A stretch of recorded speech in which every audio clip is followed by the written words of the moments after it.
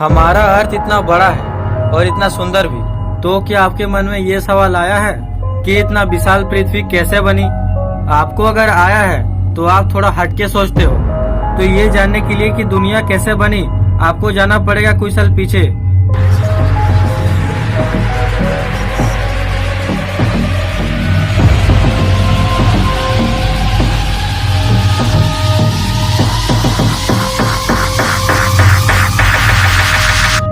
अब हम पहुंच गए हैं 13.8 अरब साल पीछे।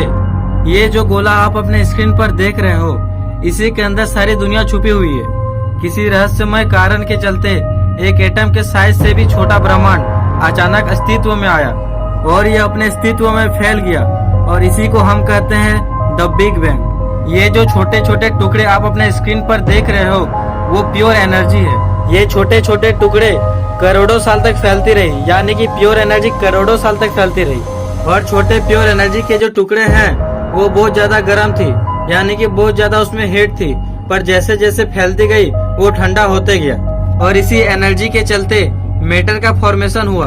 और वो छोटे छोटे सब एटॉमिक पार्टिकल के रूप में, जिसे हम एटम कहते हैं, इलेक्ट्रॉन्स, प्रोटॉन्स और न्यूट्रॉन्स, ये सब चीजों का फॉर्मेशन हुआ। असल में दो प्रकार की चीजें बनी थी। आधी थी मैटर, मतलब वो परमाणु जिससे दुनिया बनी और जिससे आप और हम बने, और दूसरा ग्रुप था एंटी मैटर, जो मैटर का अपोजिट है। और क्योंकि एंटी मैटर का अपोजिट है, इसलिए जब वो आपस में मिलते थे तो एक दूसरे को खत्म कर देते थे। लेकिन यहाँ मैटर एंटी मैटर से ज्यादा था, और एक मैटर बच गया जिसको खत्म करने के लिए कोई एंटी मैटर नहीं बचा था। और ये हम लोगों के लिए बहुत अच्छी बात है, क्योंकि अब इसी एक मैटर से पूरा दुनिया बनने वाला है। जितने भी आज आप तारे, सूरज, ग्रहों को देख रहे हो, सब इस एक मैटर से बनने वाला है। एक मैटर जो अभी बचा हुआ है, उसका विस्फोट हो गया। मैटर का विस्फोट होने के बाद सब कुछ ठंडा हो गया, और धूल जैसे दिखने वाली इस ब्रह्मांड में एक फोर्स काम करने लगा, जिसका नाम था ग्रेविटी। और उस फोर्स के चलते हर एक एटम आपस में जुड़ने लगे। शुरुआत में इस ब्रह्मांड में ज्यादातर हाइड्रोजन के एटम एग्जिस्ट करते थे। ग्रेविटी यानी गुरुत्वाकर्षण बल जगह जगह उस हाइड्रोजन के एटम को आपस में कॉम्प्रेस करने लगा। जिस जगह हाइड्रोजन के एटम गुरुत्वाकर्षण बल के चलते सामने आते थे, उस जगह का तापमान लाखों डिग्री तक बढ़ जाता था। कॉम्प्रेस होते होते जब एक जगह का टेम्परेचर 1 करोड़ डिग्री तक पहुंच गई, तब एक परिक्रमा शुरू हो गया, जिसे न्यूक्लियर फ्यूजन कहते हैं। उससे बहुत ही ज्यादा एनर्जी निकली, और उसी समय से कुछ ऐसा दृश्य हुआ।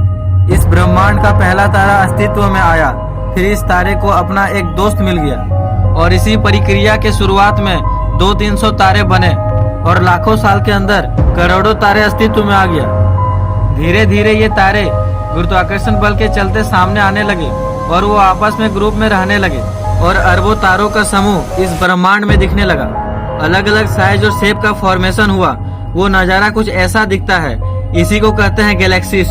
और इसी तरह लाखों करोड़ों गैलेक्सीज का जन्म हुआ, और इसी गैलेक्सीज के समुद्र में कहीं बीच में ऐसी गैलेक्सी बनी।